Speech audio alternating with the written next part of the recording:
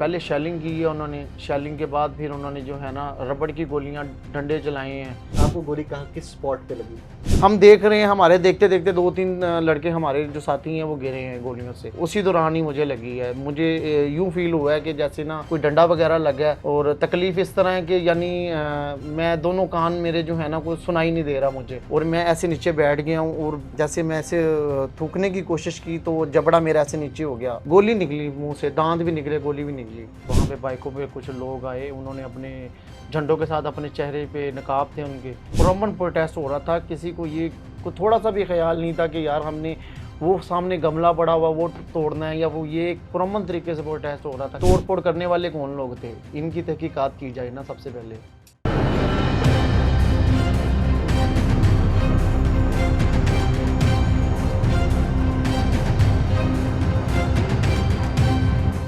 बिस्मिल्लाहिर्रहमानिर्रहीम। अस्सलाम वालेकुम नाज़रीन, आप देख रहे हैं राय साकिब डिजिटल मीडिया। उम्मीद और दुआ करता हूँ कि आप लोग जहाँ जहाँ पे होंगे खैर वाफियत से होंगे। 9th मई पे हमने एक सीरीज़ रिकॉर्ड कर रहे हैं, सिलसिला अभी जारी है। कुछ वीडियोस आप देख भी चुके हैं कि 9th मई ने पाकिस्तान तहरीक इंसाफ के लोगों की ज़िंदगियाँ कैसे बदली गई। उसमें से एक उस्मान साहब मेरे साथ मौजूद हैं। ये प्रिजनर तो नहीं रहे 9th मई के बाद, लेकिन आई थिंक इनकी ज़िंदगी उससे कहीं ज़्यादा ड्रास्टिकली चेंज हुई है। अगर आपको याद होगा, कुछ शहादतें हुई थी, कोर कमांडर हाउस के बाहर कुछ फायरिंग हुई और उसके नतीजे में कुछ नौजवान जान से हाथ धो बैठे थे। ये भाई भी उनमें से एक थे कि उस फायरिंग के नतीजे में ये ज़ख्मी हुए थे। और इनका वो सफ़र कैसा रहा, कैसे पहुँचे वहाँ तक, कोर कमांडर हाउस तक क्या हुआ, वो सारी कहानी आज उस्मान साहब से ही पूछते हैं। उस्मान भाई, अस्सलाम वालेकुम। जी वालेकुम आप अस्सलाम। खैरियत से हैं? ठीक ठाक हैं? जी आप मेरी तरफ अल्हम्दुलिल्लाह। देख के बात कर सकते हैं, वो कैमरा कर लेगा। ठीक है। क्या करते हैं आप? जी अब तो इस वक्त फ्री हो, घर में नहीं, ही पहले होता हूँ। क्या काम करते थे पहले उस्मान भाई? मार्केटिंग का काम करते थे, कंपनी थी, प्रमोटर था, अच्छा, ठीक है। एडवर्टाइजिंग करता था कंपनी की। 9 मई के दिन पे आ जाते हैं। तहरीक इंसाफ के वर्कर हैं, वोटर हैं आप? जी अल्हम्दुलिल्लाह। वोटर हैं, जी वोटर भी हैं, उनके सपोर्टर भी हैं, और उनसे मोहब्बत भी करते हैं। ठीक है। 9 मई को कैसे पता चला कि इमरान खान को गिरफ्तार कर लिया गया? हम तो पहले से ही ज़मान पार्क उधर मौजूद थे, तो हमें ख़बर मिली है कि ख़ान साहब को इन्होंने गैर कानूनी तरीके से अरेस्ट कर लिया है। हम्म, तो फिर हम वहाँ से पैदल प्रोटेस्ट के लिए हम लिबर्टी गोल चक्कर पहुँचे वहाँ पे। हम्म। तो वहाँ पे बहुत जुबान ज़्यादा पार्क से लोग पैदल इकट्ठे, हाँ कितने लोग पैदल होंगे? तकरीबन आई थिंक ये कोई 500-600-700 लोग हैं तकरीबन थे। जुबान पार्क से जो आए थे हाँ पैदल, पैदल। आप भी उनमें से एक अब थे? मैं भी उनमें से था। ठीक है। तो अब एक जगह पे इकट्ठे होके हम प्रोटेस्ट कर लेते, तो उसमें से काफ़ी लोग जो है ना वहाँ पे मौजूद थे। हम्म, तो प्रोटेस्ट के बाद जो वहाँ पे बाइकों पे कुछ लोग आए, उन्होंने अपने झंडों के साथ अपने चेहरे पे नकाब थे उनके, पीटीआई के झंडों के जो है ना उनके साथ नकाब किए हुए थे, उन्होंने हम्म। अपना मुंह छुपाए हुए थे। और वो 12-13 बाइकें थी उनके ऊपर पास। जुबान पार्क आए? जमान पार्क नहीं, उधर लिबर्टी गोल लिबर्टी चक्कर। गोल चक्कर आए, ठीक तो है। वो कह रहे हैं कि जमान पार्क से भी लोग उधर चले गए हैं कैंट एरिया में, तो आप भी उधर जाएं, उधर बहुत ज़्यादा लोग पहुंच चुके हैं। असल मेन मकसद प्रोटेस्ट करना वहाँ पे है। तो उनमें से कुछ लोगों ने फैसला किया वहाँ पे जाने का, तो उनमें लोगों ने देखा कि हजूम सारा उधर जा रहा है, तो लोग भी उनके पीछे जब आप पीछे। लिबर्टी गए हैं तो लोग जा चुके थे कोर कमांडर हाउस पहले ही? नहीं तकरीबन हमने ये नहीं, हाँ हम तो तकरीबन इधर ही आए हैं, सारे जितने भी दोस्त हैं ये। मेरा सवाल आप समझे नहीं। जब आप लिबर्टी पहुंचे हैं जी तो वहां पे कोई रश था या बिल्कुल लोग पहले जा चुके थे वहां? बहुत रश था, काफ़ी लोग थे वहाँ पे। अच्छा, ठीक है।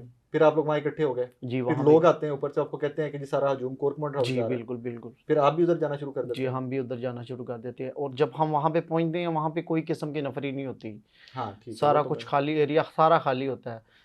तो कुछ पैदल देर गए आप लोग? हम लोग पैदल गए, हमारे साथ यानी कोई भी ये गाड़ी को कितने कुछ। बजे का क्या वक्त था उस ये टाइम? तकरीबन उस वक्त टाइम था 4:30-5 बजे का टाइम था। ये तोड़ फोड़ से पहले का टाइम हाँ है फिर? तोड़ फोड़ से बहुत पहले का टाइम था। ठीक है। हम्म। आप चले गए कोर कमांडर जी हाउस। बिल्कुल। पहले वहाँ लोग जमा थे, जी बिल्कुल, लोग जमा थे सारे वहाँ पे। एहतजाज हो रहा था। अब बिल्कुल एहतजाज हो रहा, और पुरअमन प्रोटेस्ट हो रहा था। किसी को ये को थोड़ा सा भी ख्याल नहीं था कि यार हमने वो सामने गमला पड़ा हुआ वो तोड़ना है, या वो ये एक पुरअमन तरीके से प्रोटेस्ट हो रहा था कि खान साहब को गैर कानूनी तरीके से अरेस्ट किया गया, और फ़ौरन फिलहाल इनको रहा किया जाए। तो ये हमारा मुतालबा था। तो फिर वहाँ से हम प्रोटेस्ट के लिए वहाँ पे कोर कमांडर वाली साइड पे पहुँचे, और हमें हमारे जो दरमियान जितने भी लोग थे ना, उनमें से किसी को ये इल्म नहीं था कि ये जना हाउस इधर है कोई, या कोर कमांडर हाउस है इधर कोई। किसी को कोई इल्म नहीं था कि ये कोई हमारे खिलाफ कोई साजिश होगी, कोई हमें ये एक प्रेपोगंडा होगा हमारे खिलाफ।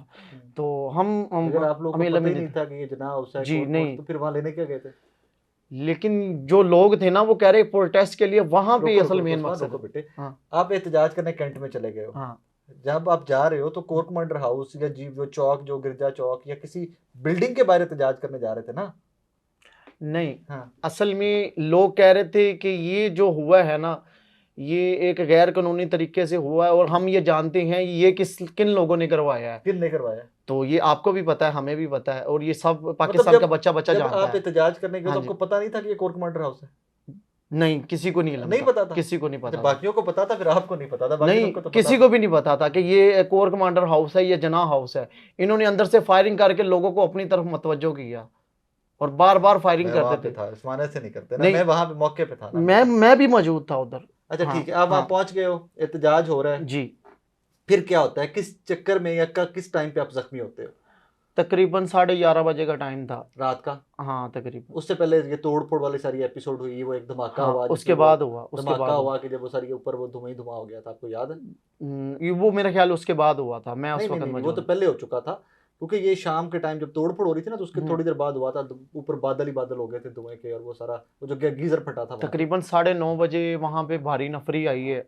हाँ, तकरीबन पुलिस आई है 700-800 के पहले, हाँ हाँ दरमियान आई, तकरीबन हाँ नफरी थी। बिल्कुल ठीक। वहां पे आई है, उन्होंने फायरिंग शेलिंग शुरू वगैरह हुई है, फायरिंग हुई है, शेलिंग हुई है नहीं, दोनों तरफ। फायरिंग तो बिल्कुल लास्ट पे की है उन्होंने। पहले शेलिंग की है उन्होंने, शेलिंग के बाद फिर उन्होंने जो है ना रबड़ की गोलियां, डंडे चलाए हैं।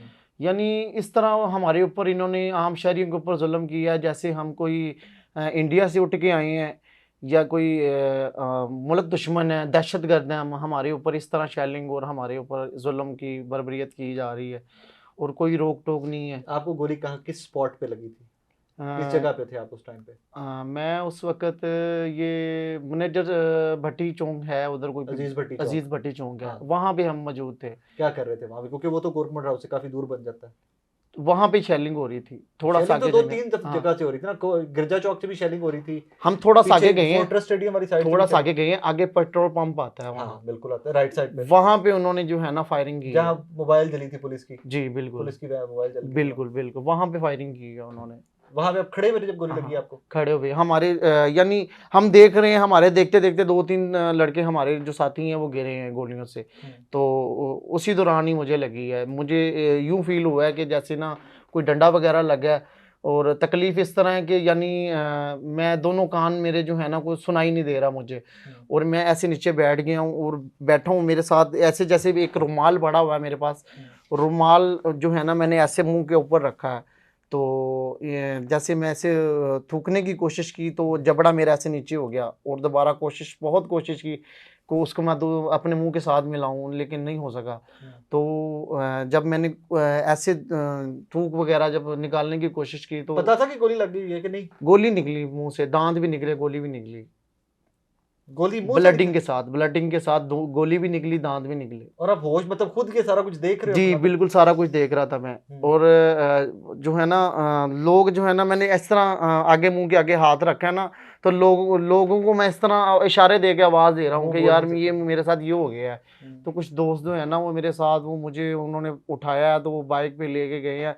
और वहाँ भी मैनेजर अजीज भट्टी के रोड जो है ना, वहाँ पे एक रेस्क्यू खड़ी हुई थी, तो हम वहाँ पे गए हैं। मेरे से पहले तकरीबन 2 आदमी वहाँ पे बैठे हुए थे, तो मुझे भी उन्होंने बिठा दिया, हम 3 लोग हो गए। तो उसके गोली बाद लगी हुई और बिठा दिया? हाँ बिठा दिया। तो 2 लोग और आए, फिर उनको भी बिठाया उन्होंने। फिर उसके बाद वो सीधा गंगाराम हॉस्पिटल हमें लेके गए। वहां पे इलाज नहीं हुआ? वहाँ पे उन्होंने कहा कि हम फर्स्ट एड दी कोई? नहीं, सिर्फ उन्होंने ये स्टेटस इसके ऊपर लगाए हैं, स्टेटस इनके ऊपर, ठीक है। तो ये कान भी यानी थोड़ा सा ही रह गया था, साथ अटका हुआ था हल्का सा, उसके ऊपर स्टेचेस वगैरह लगाए। रबर की गोली लगी थी या दूसरी असल गोली लगी थी? असल गोली लगी थी। अच्छा जी उस्मान, वो अभी हम आज ये सिंगल कैम है तो शायद हम आपको एडिटिंग में ना दिखा सके। उस्मान को ये राइट जो कान है, कान के पीछे जबड़े में जरा उस्मान दिखा रहे थोड़ा सा, तो जी ये यहाँ पे फायर लगा था, हाँ। यहाँ पे गोली लगी थी। और फिर वो बता रहे जैसे कि जब ब्लीडिंग हुई है और ये दांत टूटे हैं अंदर से गोली से, तो वो गोली भी मुंह से उसी टाइम पे निकल गई थी। और अल्लाह का शुक्र है कि वो निकल गई, वरना अगर वो क्रॉस करके आगे यहाँ तक आ जाती या कोई किसी और वेन में चली जाती तो वो ज़्यादा डैमेजिंग भी हो सकता था। हॉस्पिटल चले जाते हैं फिर आप? जी हॉस्पिटल वहाँ पे लेके गए हैं, तो उन्होंने पहले ये लगाए हैं टांगे वगैरह, ये लगाए हैं गंगाराम में। गंगाराम में। तो उन्होंने कहा कि ये अब हाँ डिस्चार्ज करते हैं आपको, आपको वहाँ पे दूसरे हॉस्पिटल लेके जाते हैं जो अंदरूनी लाहौर में हॉस्पिटल है, वहाँ पे लेके गए। तो 1122 लेके गया आपको? नहीं, उनकी अपनी रेस्क्यू थी गंगाराम के। ठीक है। ठीक है, उन्होंने वहाँ पे शिफ्ट किया, वहाँ पे 4 से 5 दिन मुझे लगे उन्होंने। तो एक सर्जरी की स्टेज, ये अंदर जो है ना टांके लगे यहाँ से 18 अंदर, अंदर वाली पूरा साइड जबड़ा ही फिर जोड़ा उन्होंने? अंदर से सारा ओपन हो गया था, ये चीज़ सारी अंदर से ओपन हो गई थी, यहाँ से लेके यहाँ तक ये एक्स्ट्रा लिप्स भी निकली हुई है अभी भी नजर आ रहा है। हाँ, तो 18 स्टिचेस लगाए उन्होंने टांगे यहाँ से। तो फिर उसके बाद जो उन्होंने उधर से भी डिस्चार्ज कर दिया मुझे। तो इलाज उन्होंने बताया तकरीबन 6.5 माह बाद उन्होंने ना तारें जो है निकाली दांतों के ऊपर जो लगी हुई थी, जबड़ा सील किया हुआ था। तो उन्होंने सिर्फ और सिर्फ जूस वगैरह मुझे कहा था कि आपने जूस वगैरह पीना, दूध वगैरह जो है ना वो भी मना किया था, दूध वगैरह पहले 2-3 माह दूध वगैरह बिल्कुल नहीं पिया क्योंकि वो रेशा वगैरह पैदा करता है, उन्होंने मना किया। तो क्या खाते रहे वो सारा टाइम? सिर्फ जूस, और इसके दांत तो अलावा काम करते नहीं थे तो खा तो सकते नहीं थे? कुछ भी नहीं खा सकता था। तकरीबन 7.5 माह 8 माह कुछ नहीं खाया मैंने, सिर्फ जूस वगैरह पी है। और घर पे रहे हो 7.5-8 माह से, अ, या निकलते रहे हो लोगों में बाहर?